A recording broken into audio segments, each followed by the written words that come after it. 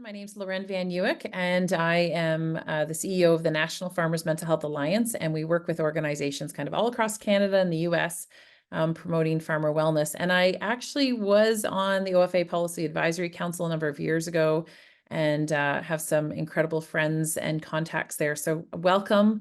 I'm actually at the Prince Edward Island Federation of Agriculture in their offices. So I bring greetings as well from them and from Don Killorn and from the team here. So thank you. I'm thrilled to be here today. I'm thrilled because there's some really great things happening in agriculture in Canada, and I'm very hopeful for the future, despite some of the harder stats, and we're going to read about those. Before we get started, a little bit about myself. I have a master's in mental health counseling. I'm a PhD student at the University of Guelph, and I'm also a foster mom, and we raise sheep in southwestern Ontario. We have an on-farm farm store as well, which has a bakery, and we sell our farm products at that bakery as well. So I have the privilege of kind of dipping my toes into both worlds. I am most definitely a farmer, and I love that aspect. I love the connection I have to the land and even to the legacy behind that.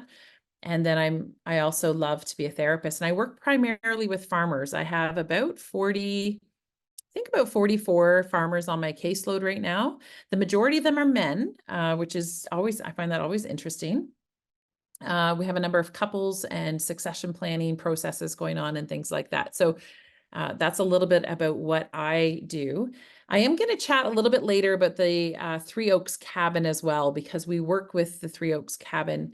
And those are some really important programming that's available to you, to farmers in Ontario, that I hope you will find helpful, not only for yourself, but for those that you know.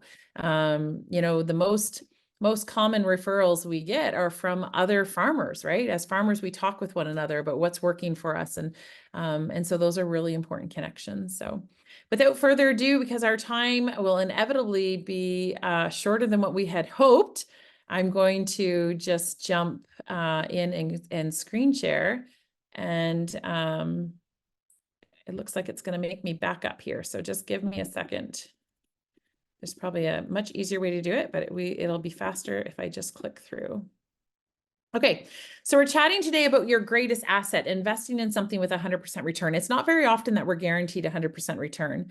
I kind of wish it was. I'm not sure what your investments have done, but I can tell you that there's been a few that have not resulted in the growth that, of course, we like to see in agriculture.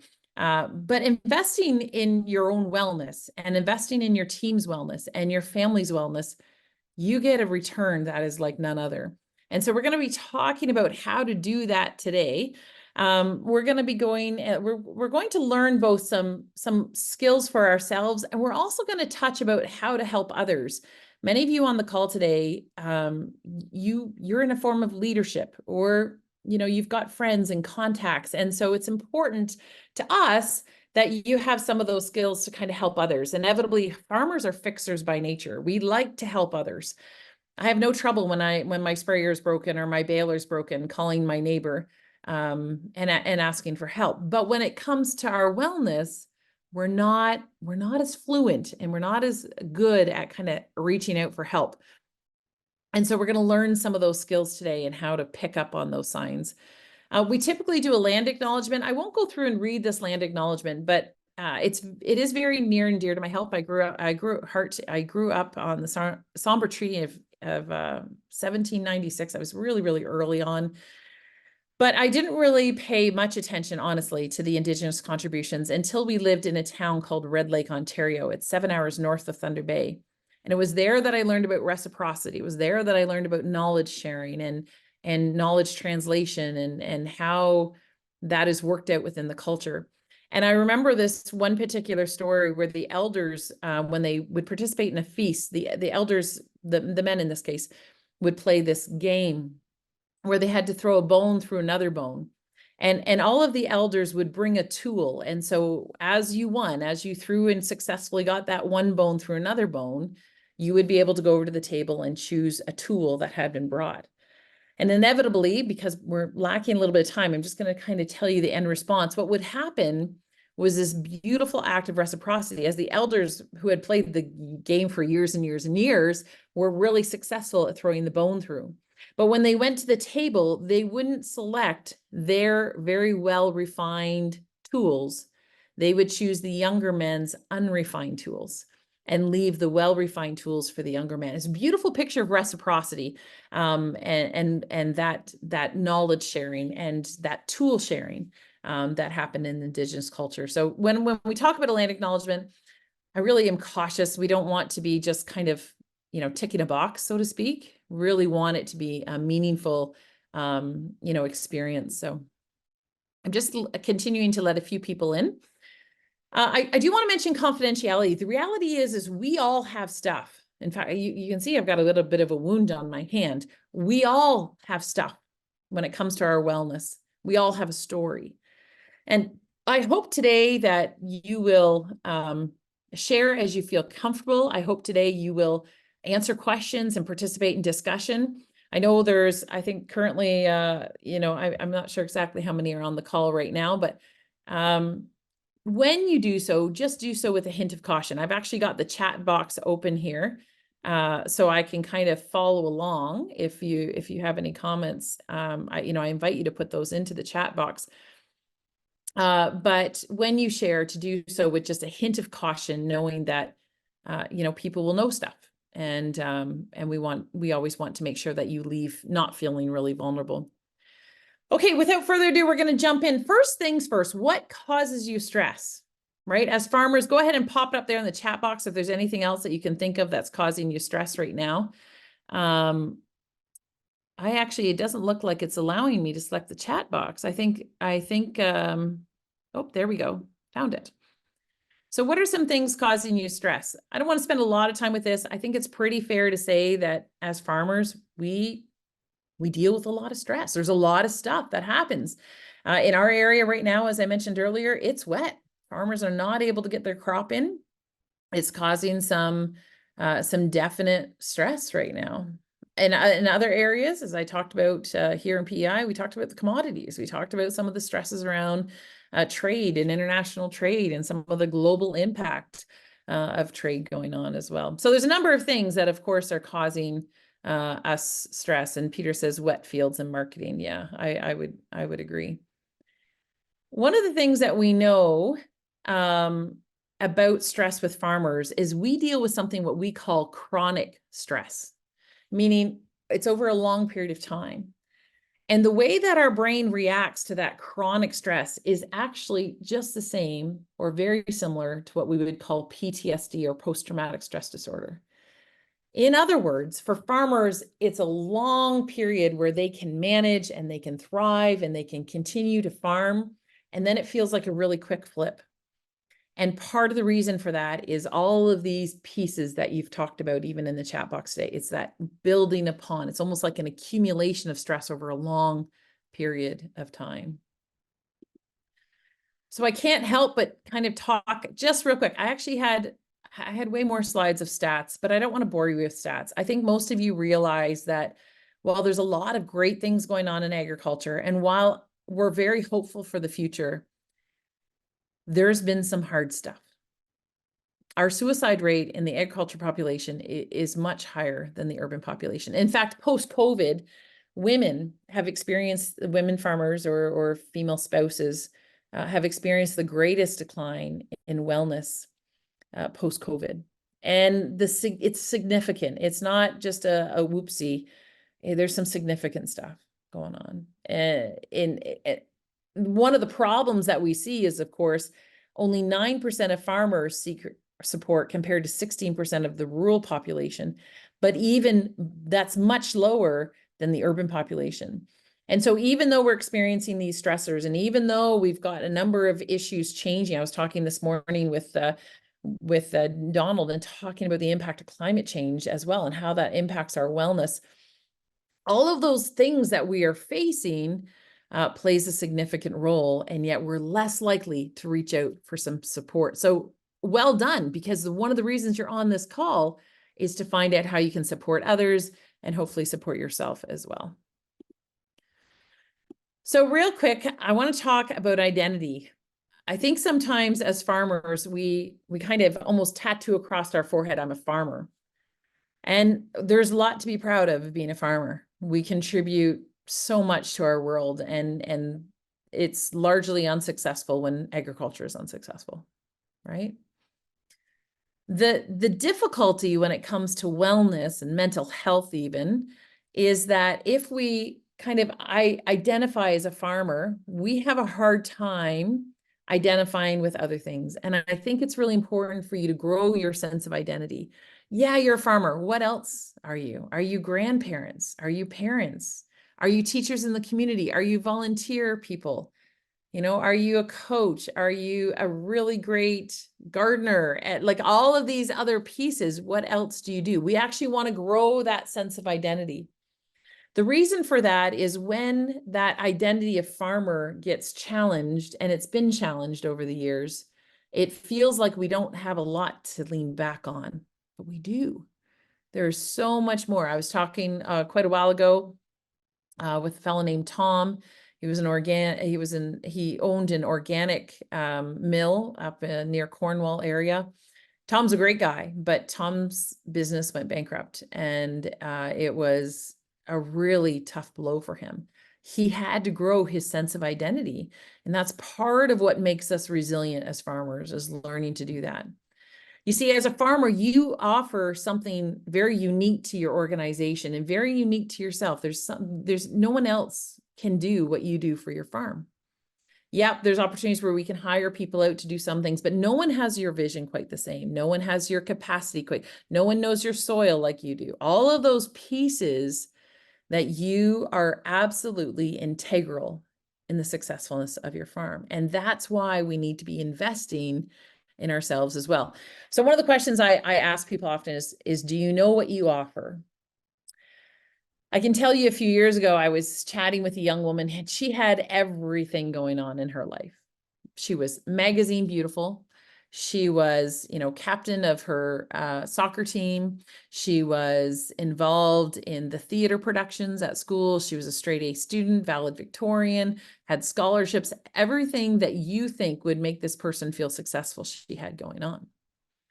And as she wept in my office because she didn't see the future as bright as I hoped she would, I said, has anyone ever told you that you're precious? Has anyone ever told you that you have value, not because of what you do, but because of the fact of who you are? And she said, no, no one has ever told me that. And so, folks, if that's you, I want you to know you have incredible value. This world is richer because you're in it. The agriculture industry is better for it.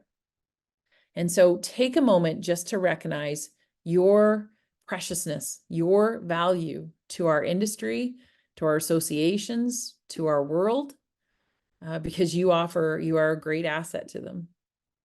When you think about your business, what do you offer it? There are things that you offer your business that no one else can. The reason why it's so important for us to recognize this piece is because if we don't, we fall into this idea of, purpose, a lack of purpose, that other people could do this for me. But you have intergenerational knowledge of that land. You know the financial commitments, the benefits, the risks. You know your farm intimately. You're irreplaceable, absolutely irreplaceable. So we're going to switch gears just a little bit, knowing how valuable you are, understanding when do you think someone is in need of support. And in the video, they did a really great job kind of capitalizing on some of those indications of when someone might be in need of support. The first one is someone shows emotional need. They're dysregulated. I often show a video. It's actually done by, I want to say Peck Seeds, I think. I'd have to look that up. But it shows, we're a farmer, we get dirty, we get back up, we try harder, we put our boots back on, and they tend to want to sell that as resilience. I got to tell you, that's not resilience. That's being what we call a rugger. And farmers are really good ruggers. It's where we pick up the rug, we slide all the yucky stuff underneath, and we drop that rug, and we hope that things get better and that they'll magically disappear. And that doesn't happen. And so we've got to be willing to take a hard look to understand what are the indications that we need some emotional support. Dysregulation when we're happy one minute, crying the next, unable to focus on tasks. We might have an increased sense of mistrust in people who would normally be considered kind of confidants. So that's indications that someone is in need of emotional support. I remember a time when my kids were little and I got to go grocery shopping. It was the one time when I could go and spend money and not feel guilty. Anybody else ever been at that stage of their life where, money was so tight that grocery shopping was the highlight of the week? I'd be able to take a moment away from my kids. My husband stayed home with the kids and tuck them into bed, and I would go grocery shopping late at night. And I remember with my little cart kind of tooting along and all cheery and happy, and I turned the aisle and this lady stuck out her arm in front of me and she ran down that aisle and she let out a pretty, from her gut, exhaustion, just, folks, she was emotionally dysregulated. It turned into a behavioral dysregulation of sorts, but she was emotionally spent. And I think sometimes as farmers, we experience that. We hide it pretty well, but we do experience it. The other types of support is when we see those behavioral signs. As I mentioned, I just talked real quick there about a behavioral sign. In some of those videos you'll see the, the farmer will take their arm and just throw all of the tools aside and start over and get back up. And well, that's also a sign of dysregulation. It's a sign of things are not going the way that you really ideally want them to do. And so sometimes people become violent. They throw tools across the workshop. They don't use safety functions on their equipment, right? There's a change of activities. We avoid family activities. Those are all indications of a need of support. And the other one is increase in alcohol and drug use. And post-COVID, that's been really significant. I know, of course, in our agriculture community, we tend to kind of accept alcohol for sure. Unfortunately, we don't always realize how that alcohol becomes an unhelpful coping skill. So we need to be aware of those pieces as well. So real quick, we're going to do a case study. I'd like you just to pop up in the chat box. Do you think this is a behavioral dysregulation or an emotional dysregulation, or is it both? When you're talking with John, and he shared that he thought it would get easier with more years under his belt, but has actually gotten harder. He's not been himself lately.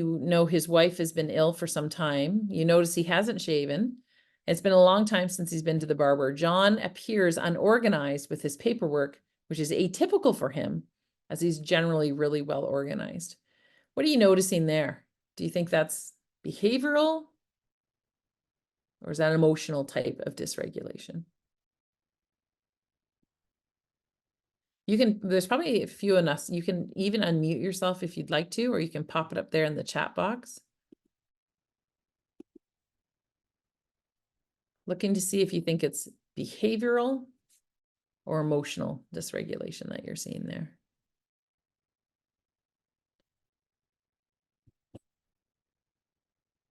Almost both, yeah. Yeah, maybe a little bit both, overtired, overextended, becoming dysregulated, disorganized. Yeah, we certainly see both, right?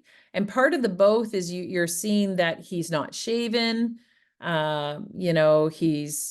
He's expressing to you that emotionally he's not doing well. So that's the emotional part. But physical is, it's been a long time since he's been to the barber. His paperwork's disorganized. So absolutely, it's both. But if you said emotional solely, I think there'd be a really strong argument for it, because you hear the emotion coming through there, that you mentioned there. Okay, Jennifer usually is a happy-go-lucky. She's always thinking of new ideas to grow her farm and value opportunities. Her partner is usually with her, but is generally quiet throughout the meeting. You notice that Jennifer's eyes are swollen and red as if she's been crying. She shares with you that things have changed for her lately. She asks questions about what would happen if her farm, to her farm, if she wasn't around anymore. Do you think that's more emotional or more kind of behavioral?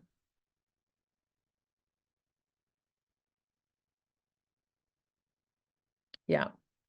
Yeah, more emotional, right? You're seeing that kind of emotional language come through where she's talking and obviously crying and contemplating what would happen to her farm if things weren't around anymore. Yeah, Janine mentions red flag there for suicidal ideation. Good for you. Okay, so how to support. We really want to make sure that we're supporting to the best of our ability, recognizing what our role is, and not, necessarily somebody else's role. I'm going to skip through this kind of quickly, so I apologize in advance if you think, Loren, that was way too fast. I really want to make sure we get to some of the core goals of our time here together. If it's too fast, I invite you to reach out to me and I will do my best to supply you with the materials to make sure that you're able to kind of digest this material. So how do we support? Number one, it's really important we stick to the facts. If someone came up to me and said, well, I think you're really dysregulated and I think you need to go for support and I think this and I believe that, number one, I'm not going to listen to them very well. And number two, I'm going to get defensive really easily because it's based on what they think and what they believe, not on facts. So if you have a family member that you're concerned about, you want to say, hey, Johnny, I noticed you haven't done the chores this past week, right? Or I noticed the chickens were without feed and started pecking one another again, which is both of which are based on some true experiences I've had when I've visited farms. And so we want to stick to the facts. These are the things that I'm actually noticing. It's almost like you are documenting it based on fact and not on belief and not what I think is right. The other piece is to get curious. Folks, curiosity, I think, is probably the number one tool in really connecting with people. You see, if I came to you and I said, Janine, I hope you don't mind, I'm going to use you because I know that I think I've probably used you before in some of my conversations. So if I said, Janine, you're not doing a good enough job taking care of these animals and you need to kind of pull it together. Instead, if I said to her, hey, Janine, help me understand what's going on. I noticed that the chickens weren't fed today. Which one is she more likely to get defensive about? The first one where I'm saying you, or the second one where I say, help me understand? Right. She's much more likely to get defensive on the first one. Anytime you're pointing your finger at somebody by saying you, suck it right back in and say, help me understand. Because that's an invitation to communication. It's an invitation to relationship. It's an invitation to understand. Anytime you're seeking to understand something with someone else's perspective, you're building relationship. And so long as you have relationship, you have influence. It's a consequential relationship. It's consequential experience. So as best you can, get curious, and rather than jumping to conclusions, rather than saying this is what is happening, get curious. The next one is to listen actively, meaning we want to connect and collect before we correct. Folks, when we connect with people, they are much more willing to hear us. You see, if I had a boss that came in here and said, Loren, you need to do this, this, this, and this, I would likely feel overwhelmed. I would likely feel like I'm not meeting their expectations, even though I am. I would likely get defensive and feel like, I don't know if I can do this. If I connect and collect with somebody, meaning I'm in close proximity, I could even reach out and touch their shoulder if needed. If I'm in that close proximity, and if I'm connecting and collecting, meaning, hey, I noticed you did a really good job with this piece, or hey, I know that there is a deadline coming up. You see, I'm connecting with them. I collect them physically, they're in close proximity, and I connect them before I correct. That is one of the ways you can support. Just making sure you're really listening. And when someone tells you something's going on in their life, I don't have it here, but you actually want to look for what we call the alternative story. So if John came over to me and said, oh my goodness, I don't think I can keep farming. The bills are sky high. I don't know what to invest in. I've got to sell some equipment. My wife is really sick and the farm is just costing me too much money. What's the alternative story in that example? Did anybody hear it?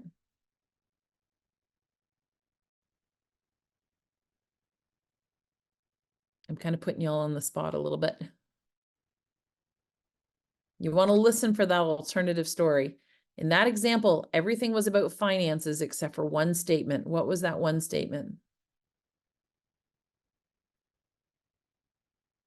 Yeah, that I need help that would be great clarification skills. Absolutely.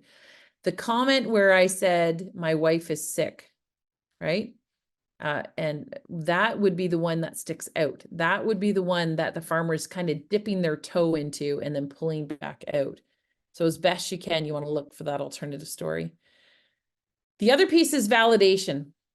And validation, in my opinion, is the most successful skill you could have in relationship. It looks like I skipped ahead here. I'll go back to that, getting curious, but validation is the most important relationship skill. If you're in any relationship with anyone that you care about, I really, really encourage you to learn how to validate things. My husband is a Toronto Maple Leafs fan. For those of you who are chuckling, it's okay. But if he came to me, and he hasn't, just for the record, but if he came to me and he said, you know what, those Toronto Maple Leafs are definitely going to win the Stanley Cup next year, what would you say to him? Because I've got two choices. I can say, you're nuts. They haven't won since, I think, 1966, and they're kind of a fall apart team. I could say that. Are any of you Toronto Maple Leafs fans? I should be careful what I say. Eternal optimist. Right. I could say, I am so glad that they've got you for a fan, because you are absolutely right. It's no, maybe not right. I wouldn't come into agreement with it, but I would say I'm so glad they've got such a good fan in you. Although I think Kaylee looks like she would be jumping right on board with Ken. Right? Validation is the most important tool.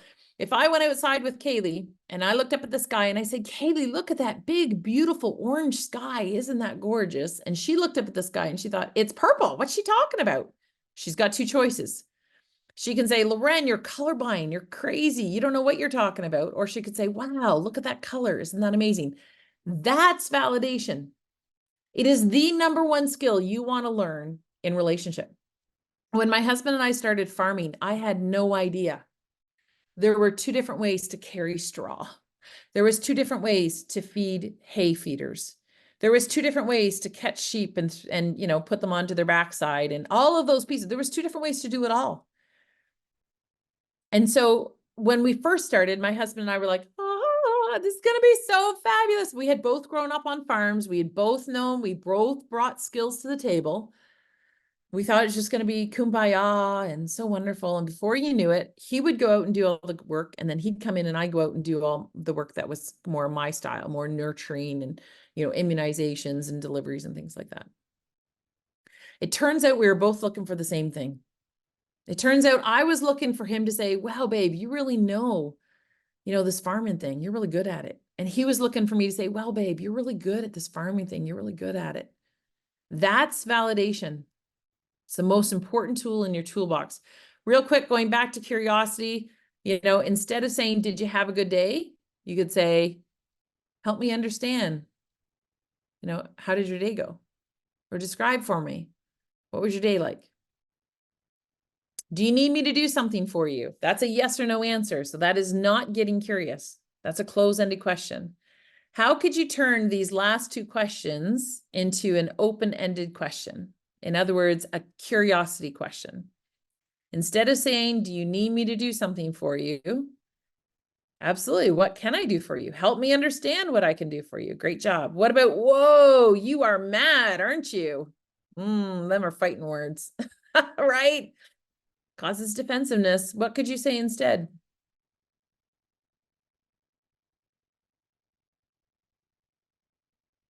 Any ideas?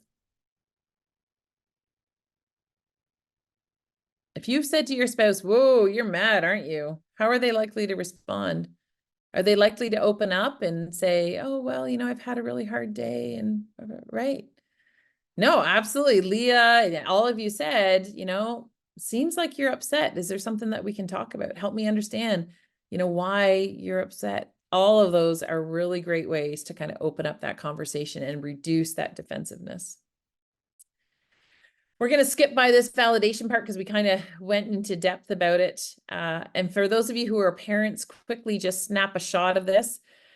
This is based on Dr. Gordon Neufeld's research and also Dr. Karen Purvis. And one of the things she really encourages us is to not lob instructions at our kids. And folks, I do it all the time. Hey, Josiah, did you take out the garbage? You know, like I'm hollering instructions. We need to come into that close proximity. We need to collect and connect before we correct. Level correction at the behavior, not at the child. We're not calling names. We're not putting them down. We're just saying this behavior. We're drawing attention to the behavior. And the last one is teach your children that they are enough, that they have met your expectations. I'm here on Prince Edward Island, and this is where my husband's family's from. So I happen to have the benefit last night of gathering around the table and talking with all of my uncles about when they immigrated to Canada and what that was like. And we landed on this piece about feeling like you had met expectations. And they all shared that it didn't matter how hard they worked. It always felt like they had to work harder and do better and strive more. Part of that's because of a generational legacy post World War II, and it's called survival mode that my husband's OPA came to Canada with. And so we have to change that trajectory. We have to be willing to set our kids down and let them know you are enough. You are a delight. And you do meet my expectations. And yes, there's room that we can improve. There's areas where I can improve. So yeah, there's areas where we can improve. But we absolutely need to teach our kids that their best efforts are enough. Lastly, what do you do if someone refuses to get help? Get help yourself, right? It's hard to see somebody that you care about experiencing distress. Get curious, as I mentioned. The other piece is to drop a stone in and walk away. In other words, you can say, you know what? I wonder if it would be helpful for you to talk to somebody about that. And then you just drop the subject, kind of walk away, because we need time to kind of process that. And so those are the last points. I want to talk about resilience. We're going to switch, and I know I'm cramming a lot in here because we want some time for questions and answers. Although I invite you to ask questions throughout this discussion. I meant to mention that at the very beginning. Don't be afraid to ask those questions. And for those of you who are watching this recording, don't be afraid to send me a message and ask those questions. They're important.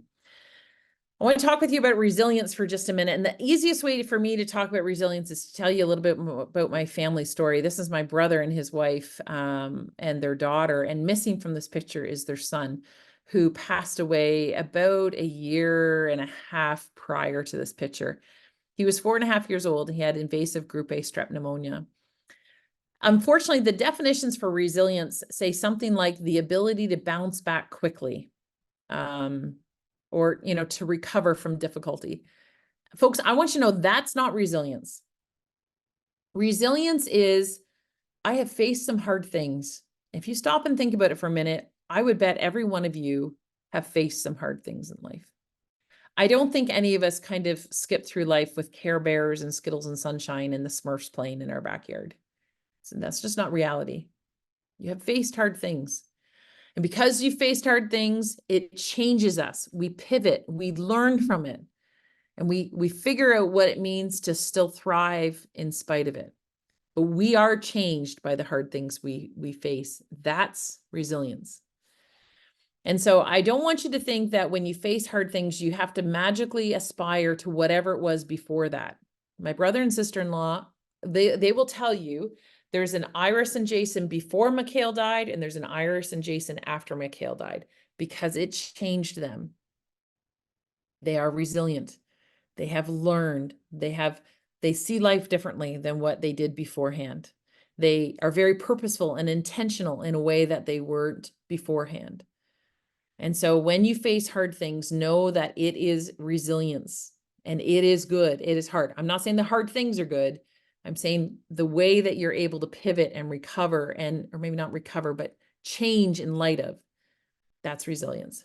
It helps us do all sorts of things. It helps us reframe situations. It creates an environment where we can thrive, where we can learn. It increases satisfaction in life, builds confidence. It does all sorts of things. So how do we build it? Number one, we need to look at stress differently. It's not the actual stress that's the problem. It's how we process that problem. I invite you to look up Kelly McGonigal on YouTube, and it's called The Upside of Stress, and watch the video. It's absolutely amazing. The other piece is you want to learn new things. You want to help others and be generous. You want to spend time with others. In other words, we become stronger when we think of others as well. Joanne Fuller, who's not here with us today, this is one of her aspirations. She loves to see the community come together and support one another. And that builds resilience within our community. It builds resilience in your family. It builds resilience in yourself as an individual. It's okay to help others. It's okay to spend time with other people. In fact, we're social people. It's one of the reasons why the fallout from COVID for people in rural areas has been more significant than people in urban areas. It's because our isolation grew and it was hard.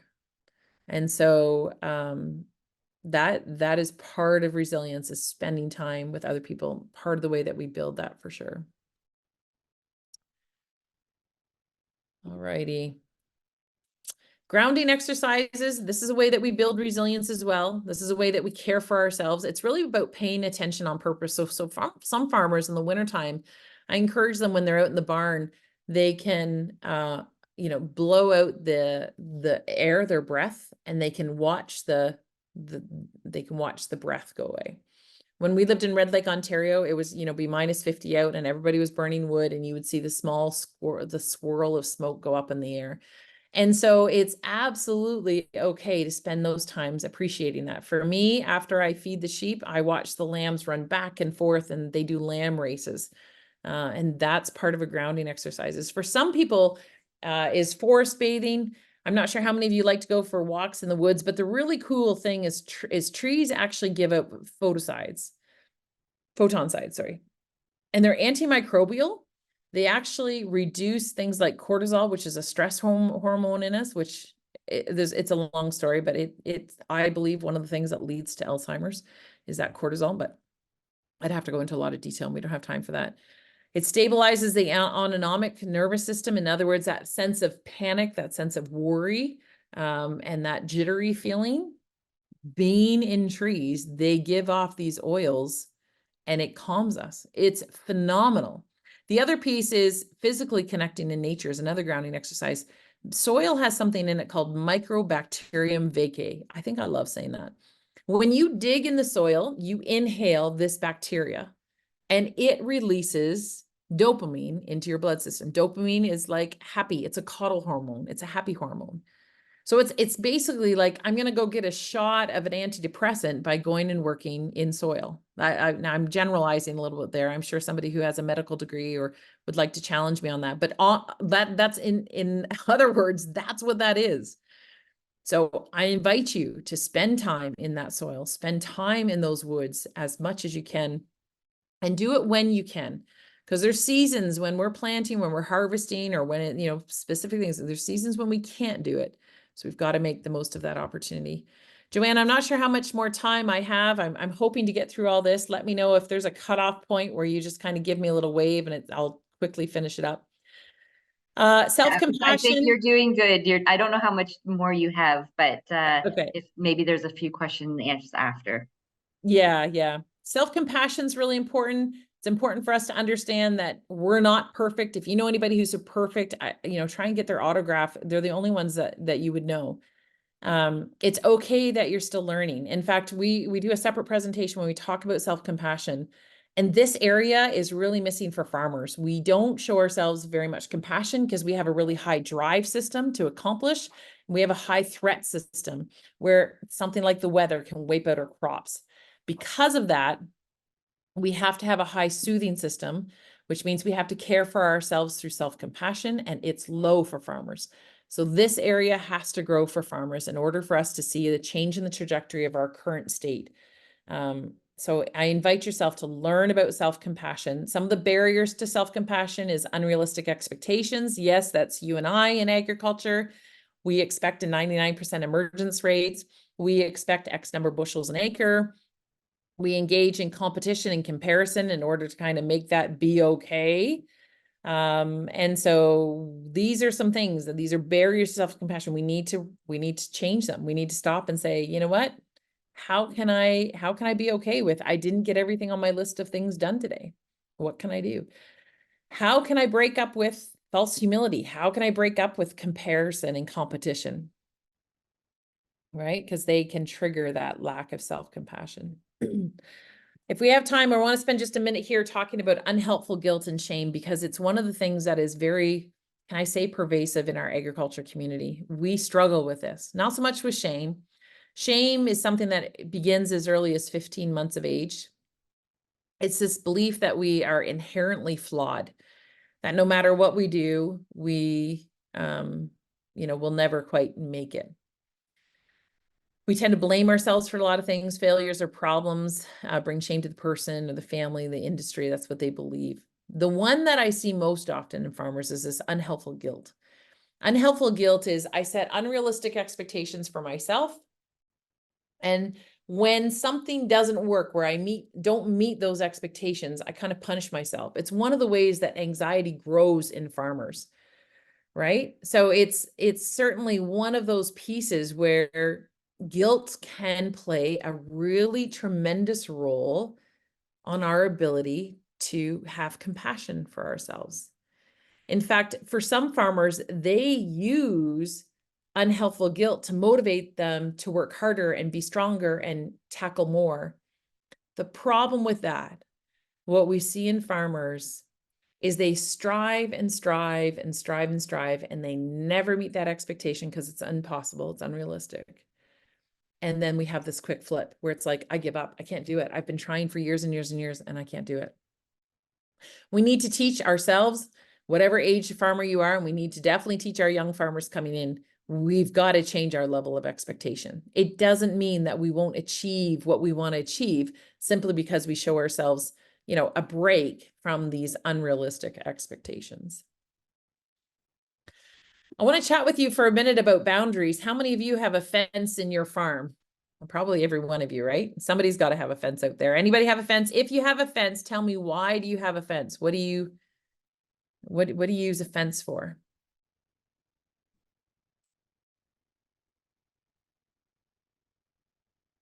What do you think? Ha, Shanna, you are speaking my language.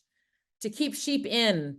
Absolutely. I was down in Detroit, Michigan one time when I got a phone call from my neighbor. It said, your sheep are on Kimball Road, which is like a county road. It's a pretty busy road, right? Yeah. And Lonnie said, it's not just to keep things in. And Kaylee said the same thing. It's also to keep things out, right? I like to keep coyotes out. I like to keep my sheep in. I like to keep the neighbor's dogs out. That's why I have fences. There's another reason why we have fences. One day, this lady showed up at my house and she looked really disheveled. She was like, and angry. She just like, huh, and she held out her arm and there was this long red mark right down her arm, right there. Anybody want to guess what happened?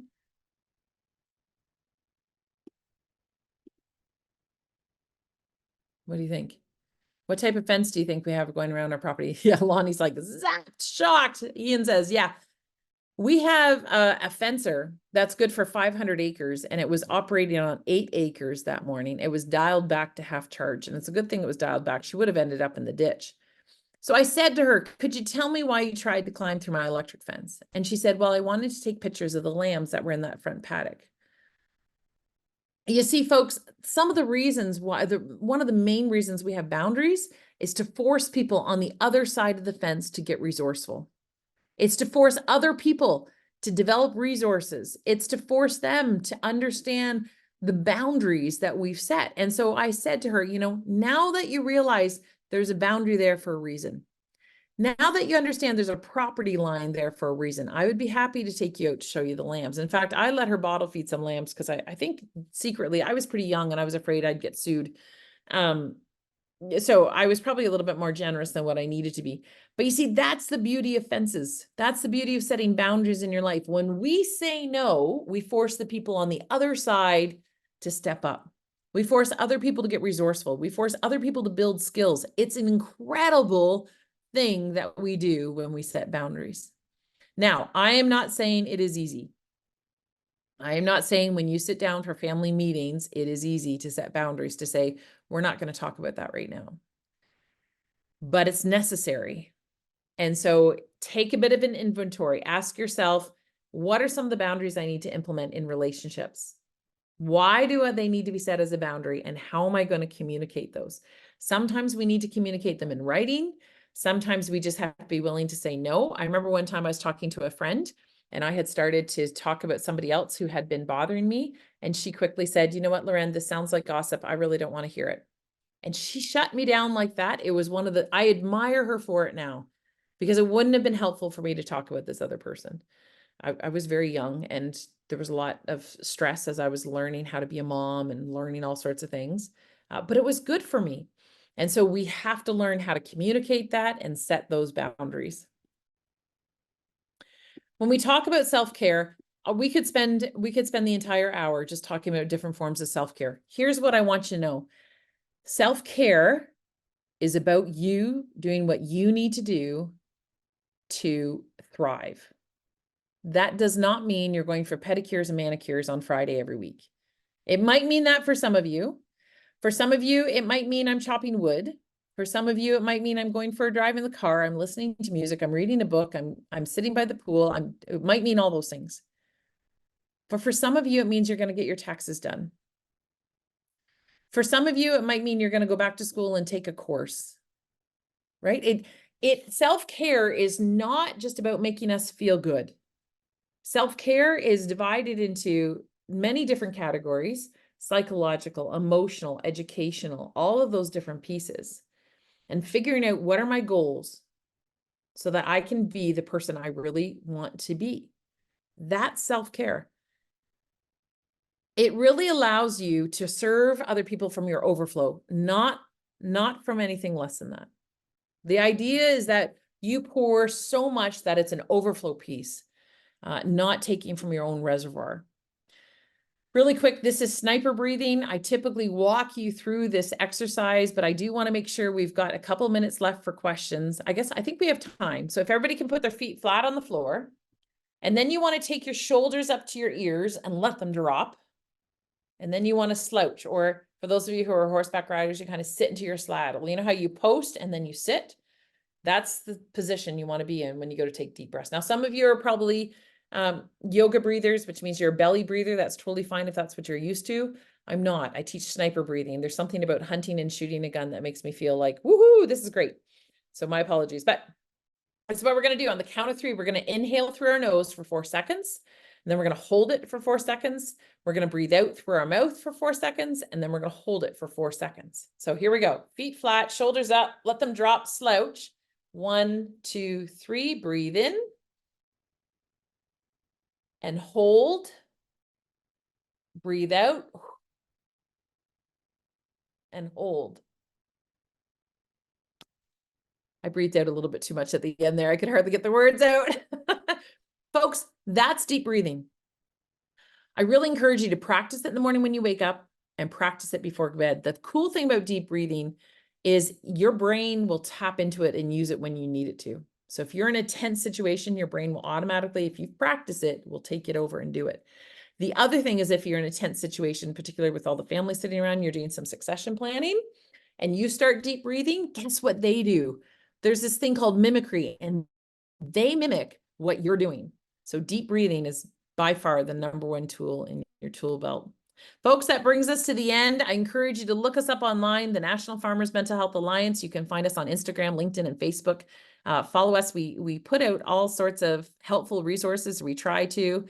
And we've got some really incredible therapists. Actually, Angie's on the call today as well. Lastly, I'm hopeful that this little icon here, if you could do that survey, we always like to hear feedback from the presentation, what's helpful, what's not helpful, and share the video that the OFA developed as well. Remember, self-care is giving to the world the best of you instead of what is left of you. I hope you enjoyed the presentation. If we have a couple minutes left for questions, so please throw up there some questions. I would really love to. I love questions. I love disruption. I love chatting about things. So yeah. Are there any questions? This is always when the Jeopardy song plays in my mind, you know. Doo, doo, doo. I also put the link to our OFA webpage with the Mhm. resources and tools, including the video, and there's a fact sheet that goes with that as well. Yes, fantastic. Thanks, Joanne. But that was a lot of great information, Lauren. I'm so happy that you were able to join us today. My pleasure. I think everyone has learned a lot. I know I have for sure. It's a good Mhm. reminder too. Some of the stuff we know, right? We just need to hear Mhm. it again, be reminded. So true. Yeah. Sometimes we have to reorganize that information to be able to be like, okay, this is how I can implement it, right? So thank Yeah. you to all of the lovely comments on here. Oh, wait a Three second. Did I oaks. not Yes. talk about Three Oaks? Where did I? Oh, I skipped right by it. Thanks, Janine. Janine. I feel like I should sing You Are My Hero. Well done. Three Oaks is amazing, but for all of those, I hope you're still on the call. Three Oaks is a cabin for farmers. And when you need some rest and rejuvenation, I really invite you to reach out and come and check it out. There's quite a lot of availability still. I mean, they filled up fast. But Three Oaks gives you the opportunity to stay for up to 3 days at a beautiful cabin. It was done by the Bergsma family when their son Dallas passed away in 2020. And there's all sorts of opportunities. One of the things that you will have there is access to 10 really micro modules talking about mental wellness and what you can do to grow your sense and grow your determination and tackle some of the hard things. And then also someone from our organization will follow up. Someone from our organization will contact you, and you have the opportunity to have a free session or a free kind of planning meeting. Where do we go from here? What did you find most helpful? And if there's any other kind of ways that we can support. And so, yeah, we're really happy to partner with Three Oaks. They're a fantastic organization, great vision. And we have therapists. Actually, I think, Ruth, you mentioned we need one in Eastern Ontario. We do have therapists in Eastern Ontario that are following up. We have some bilingual therapists as well. So yeah, I'm glad that was helpful, Jim and Fran, and thank you, Ruth, for your comment. That was one of the things I was talking about with here in PEI too, is about the respite cabin and what they could do to facilitate one here on the island as well. It would be wonderful to have a couple of them scattered throughout the country for sure, where farmers get an opportunity to kind of safely step away from the farm and spend some time caring for themselves. Thank you. Yeah, Three Oaks is amazing. Thanks for that update. Yeah, Yeah. my pleasure. My pleasure. I think they have I want to say there's 8 people booked in for June. So it's there, yeah, it's done really well. A lot of first responders right now. And so we really want to make sure farmers are aware that it's for farmers and first responders, but we want to make Yeah. sure that farmers are aware and able to tap into it. And I know there's interest for other locations, and I know the family is interested to kind of share a model, but it's going to take time because their model took a long time to build, right? It did. And you always want to be responsive to the needs in the local areas and making sure, but yeah, I know the family is absolutely happy to partner with other people and kind of foster that relationship, that opportunity, as you mentioned, Janine. Yeah, that's awesome. Yeah. Wonderful. Well, I don't see any questions. If anyone knows of someone that wanted to hear this but wasn't able to jump on, it is recorded and it will be on our website. If you go on our website under resources, you'll see webinar. Mhm. It won't be there immediately, but you'll see it probably within a few days. Mhm. Yeah. Wonderful. Great. Well, thank you, everyone. I appreciate the opportunity. As always, the OFA is so near to my heart, and I'm so thankful. Oh, sorry, Laura said, can you provide your contact info, Loren? Yeah, absolutely. On the last page there, the easiest way to contact me is through the National Farmers Mental Health Alliance, so www.nfmha.ca. And that cell number there, you can also most often reach me through those 2 means. But I'd be happy to chat with you or anyone else, Laura. Thank you, everyone, and to the OFA, well done. I know your commitment to the wellness of farmers all across Ontario, and so I am so appreciative of all that you do. And I wish you all the best this spring planting season. And for those of us who are not planted yet, I'm hopeful. I'm hopeful. For those of you that got the seed in the ground, congratulations. Wonderful. Thank you very much. See everyone. Thank you. Bye-bye.